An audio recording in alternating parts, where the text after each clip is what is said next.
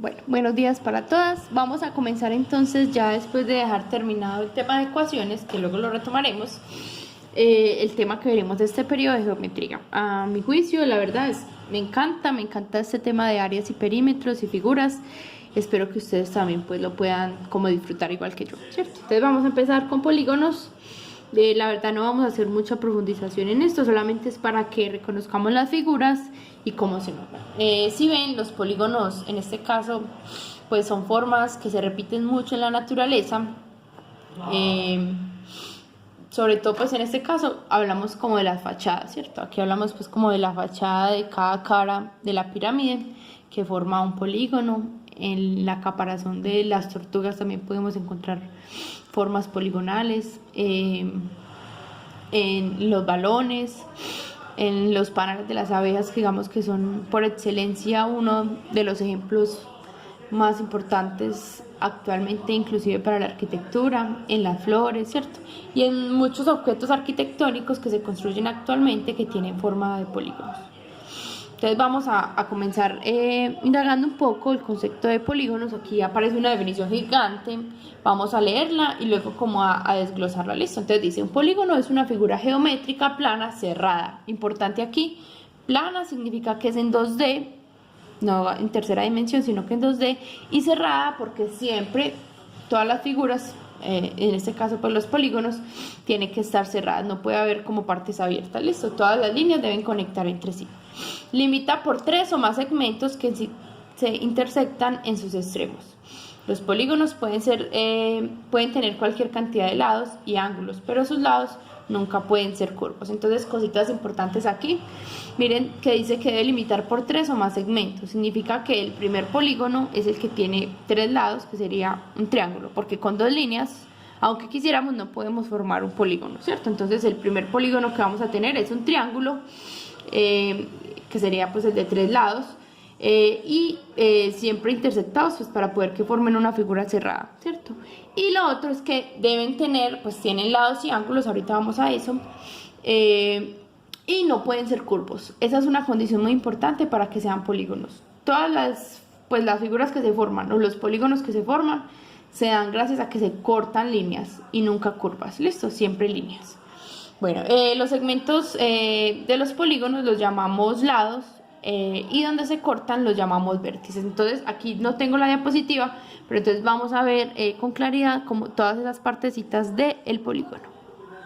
Aquí un polígono, entonces vamos a mirar las formas o las partes que podemos encontrar en el polígono. Lo primero es que donde se cortan las líneas, igual pues que en las figuras que ya hemos visto, a esos puntitos los vamos a llamar vértices. ¿Listo? Son los puntos donde se cortan dos líneas de un polígono. ¿Listo? Estas partecitas de acá, que son las líneas, pues no las vamos a volver a llamar líneas, como yo les estoy diciendo, sino que se van a llamar los lados de la figura. ¿Listo? Entonces, vértices y lados. Vamos a correr esto para acá, no hace falta que esté tan lejos. Bueno, ¿qué más podemos encontrar? En general, digamos que estos son los dos que más vamos a utilizar, pero también hay otras dos partecitas que se pueden encontrar. Una son los ángulos, que se forman entre dos líneas, ¿cierto? Entonces, aquí un dato importante y es que la cantidad de lados siempre es igual a la cantidad de ángulos. Por ejemplo, aquí tengo un lado, dos lados, 3, 4 y 5. Y si contamos los ángulos, tengo 1, 2, 3, 4 y 5. Esto es dato curioso. Ahora, también te voy a colocar aquí ángulos.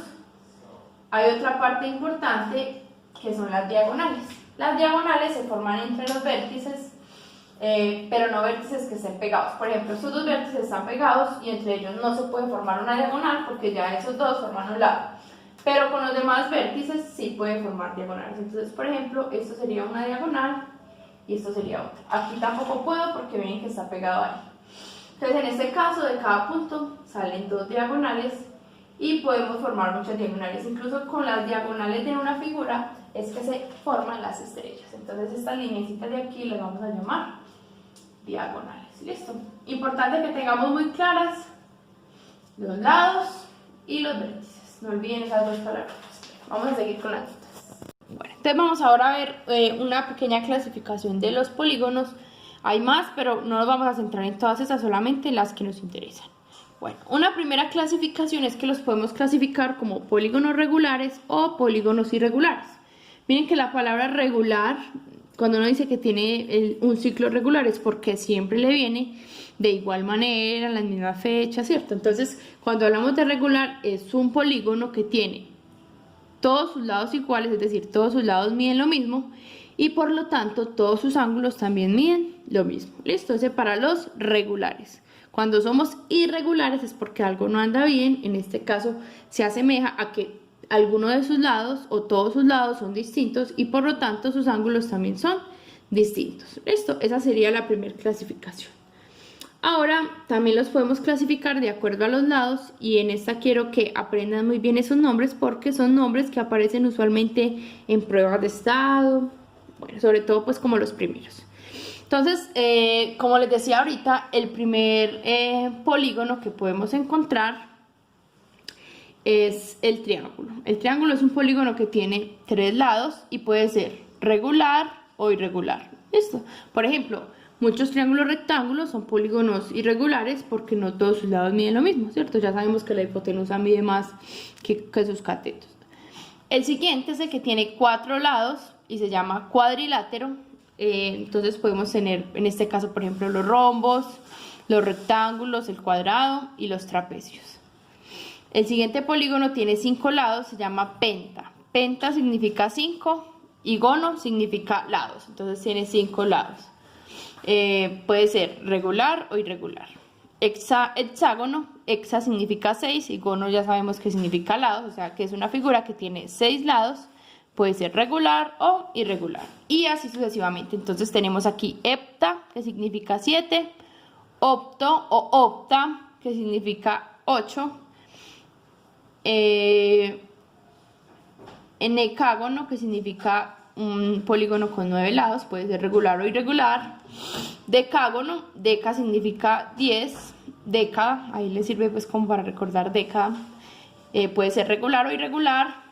Endecágono significa 11 y dodecágono significa 12 y ahí para adelante pues podemos nombrarlos como queramos, pero digamos que estos son los que más se utilizan. Entonces miren que los diferentes en ese caso son el triángulo y el cuadrilátero y de ahí para adelante dependen como de esas iniciales, ¿cierto? Bueno, entonces hasta aquí llegaría, digamos, como esta primera parte teórica. Como les dije, es muy descriptiva, muy de memoria, muy de conocer bien las figuras, sobre todo pues como aprendernos ese prefijo de la palabra. Las invito entonces a que tomen notica sobre todo como de los nombres, decágono, endecágono, ¿cierto? Todos los nombres y la cantidad de lados, ¿cierto? Y si pueden hacer un dibujito, no tiene que ser perfecto, pero así pues más o menos está bien. Listo. Ahora entonces cuando terminen de tomar nota, sobre todo pues como de los nombrecitos, el resto no es tan importante, vamos a pasar a las 2 actividades que aparecen ahí. La primera actividad es un jueguito, arriba aparece un encabezadito, leen la pregunta y van moviendo como la palabra hacia donde les diga. Listo. Y la segunda la vamos a solucionar, pues si nos alcanza el tiempo hasta el punto 3, las que les alcanza el tiempo para más pueden seguir, ahí mismo van respondiendo. Y es para chequear pues como digamos este primer momento. Listo, ahorita entonces en el segundo momento pasaremos a la siguiente parte del tema, pero hasta ahora estamos perfectos. Listo, les dejo una preguntita. Entonces, ¿la circunferencia sería un polígono o no sería un polígono? Ahí se lo dejo. Las que llegaron hasta aquí, dedito arriba por el interno. Listo.